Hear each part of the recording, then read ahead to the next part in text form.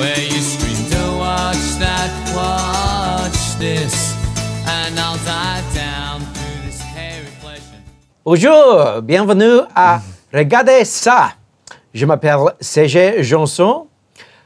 L'Alliance française d'Australie présente un festival des films classiques de Jean-Paul Belmondo. Philippe Platel est le directeur de la festival et voilà, il est ici au Regardez ça. Bonjour. Bonjour, c'est Jay.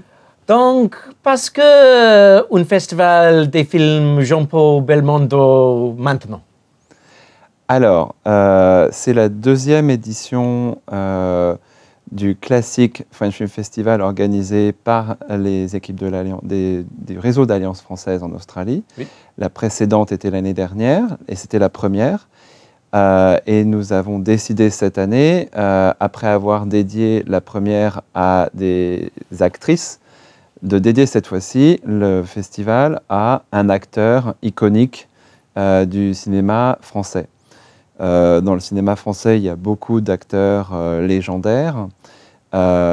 Si on prend ceux qui sont les plus populaires, il y avait beaucoup de choix. Et on a pris la décision pour cette première édition consacrée à un acteur français, de la consacrer à Jean-Paul Belmondo, parce que il est assez d'actualité. Il a eu l'année dernière, donc lors du dernier festival de Venise, un Lion d'Or d'honneur pour l'ensemble de sa carrière. Et il a écrit ses mémoires, ce qui a surpris tout le monde, parce que c'est pas forcément un personnage dont on aurait pu penser qu'il écrirait ses mémoires. Donc c'est très d'actualité, Belmondo, en ce moment. Et par ailleurs, c'est une des plus grandes stars françaises. Il a, pendant ses 50 ans de carrière, attiré 130 millions de spectateurs. C'est énorme.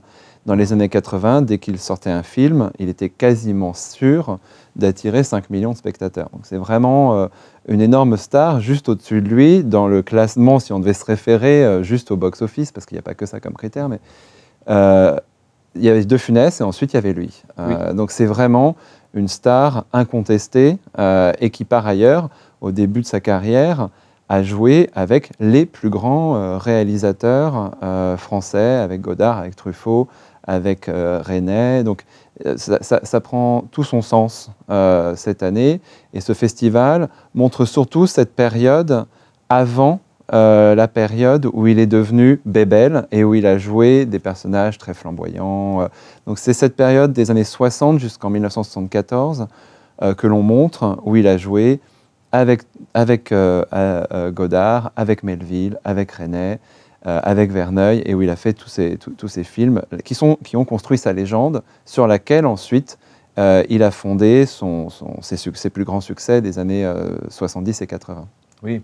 Qu'est-ce que c'est ces différences peut-être avant de Gérard Depardieu, Jean-Paul Belmondo et peut-être Alain Delon, oui, par exemple? On ne peut pas forcément les comparer. Ils ont chacun leur identité propre.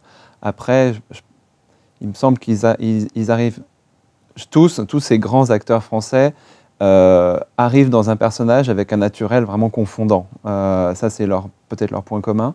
Mais c'est pareil chez les femmes. Hein, quand on prend Deneuve, elle prend un personnage et elle en fait un personnage qui bien supérieur encore à ce qu'il aurait dû être. Et c'est pareil pour Delon, pour Belmondo. Delon et Belmondo, d'ailleurs, et Depardieu aussi, se sont rencontrés sur des films, hein, bien entendu. Et ont construit leur carrière quasiment en même temps.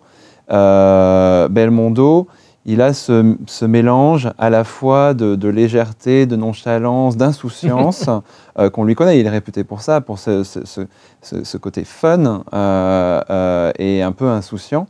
Et en même temps, surtout au début de sa carrière, on lui a confié des rôles de personnages beaucoup plus ambivalents, avec un mélange à la fois d'insouciance et en même temps de profond désespoir.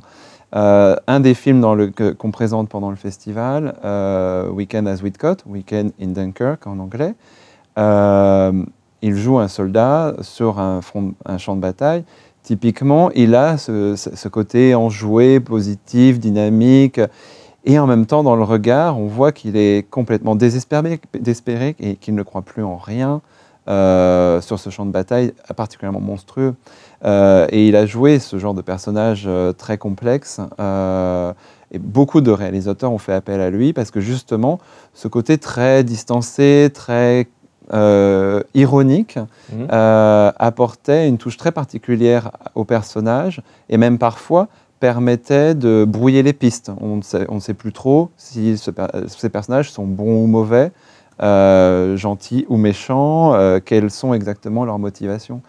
C'est le cas notamment dans Léon Morin prêtre, ou c'est le cas également dans le Doulos, typiquement, où même lui, dans ce film, il joue le rôle d'un indique pour la police, un doulos. Même lui, quand il jouait le film, Jean-Paul Belmondo, ne savait pas s'il était le bon ou le méchant. Et la légende dit que pendant la projection, à la fin, il s'est écrié « Ah, mais en fait, c'est moi le doulos !»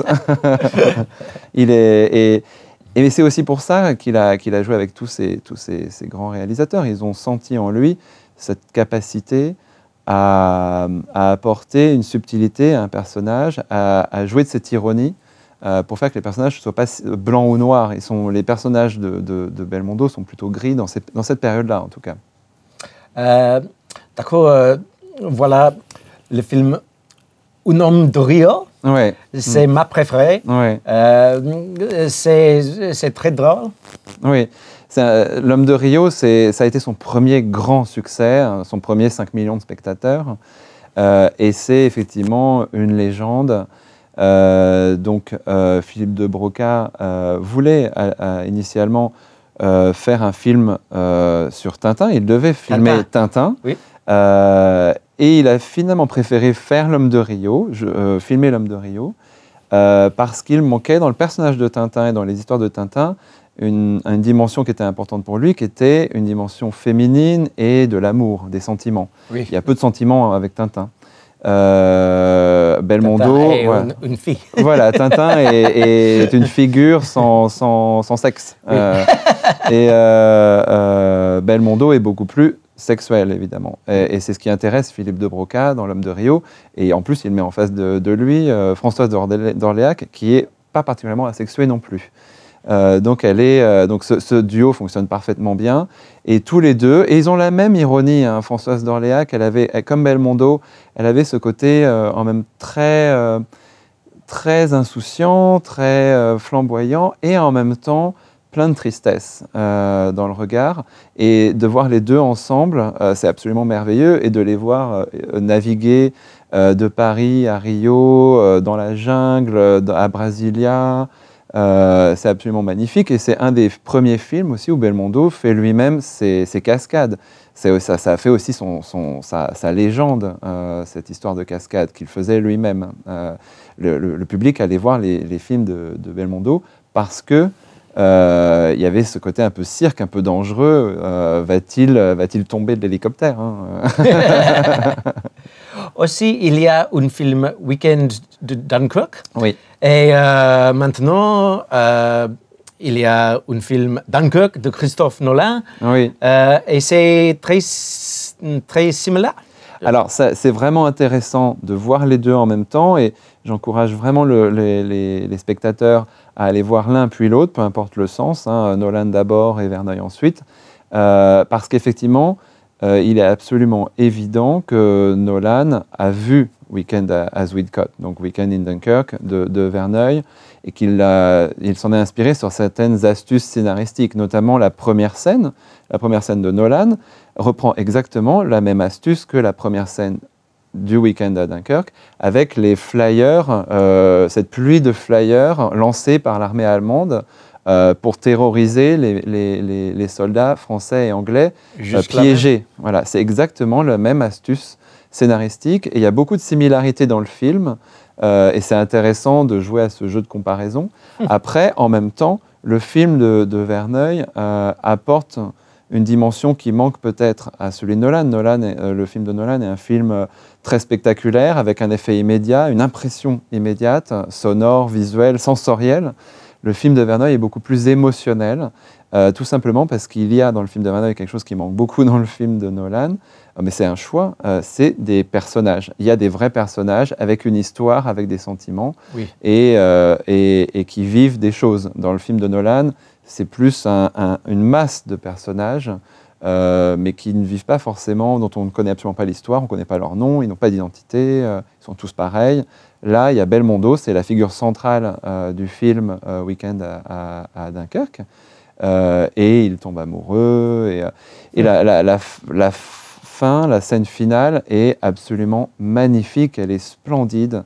Je ne vais pas raconter la fin, mais c'est vraiment un film fabuleux, très poétique, des images très belles, avec une musique de Maurice Jarre. Donc Maurice Jarre, c'est un grand musicien de film de l'époque. Donc tous les ingrédients sont réunis dans ce film. Il n'y a pas de femmes en Dunkerque de Christophe Nolan. Non. Qu'est-ce que c'est le film préféré pour toi? Ah, c'est difficile parce que s'ils sont là au festival, c'est déjà que c'est presque mes préférés, mais je dirais Dunkerque, Rio et Stavisky pour une raison différente. Stavisky est intéressant. Stavisky? Ouais, c'est un film aussi donc, qui a été présenté au Festival de Cannes en 1974. Donc oui. C'est la fin de la période qu'on présente pendant ce festival.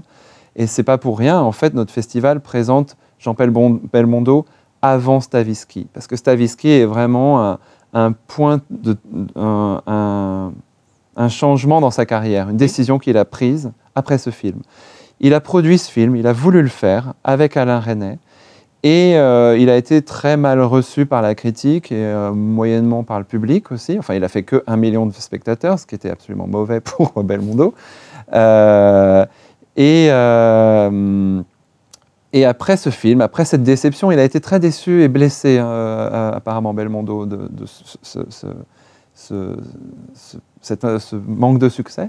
Sa carrière s'est plus tournée vers les personnages très flamboyants, vers les personnages très populaires et ce que le public attendait de lui aussi, jusqu'à ce qu'après il revienne vers des personnages plus complexes dans les années 90. Mais après Stavisky, grand tournant. Alors que c'est un film magnifique aussi, avec une musique intéressante également. Stephen Sondheim, qui a fait donc, des très très grandes comédies musicales très importantes, hein, notamment Sweeney Todd, Follies.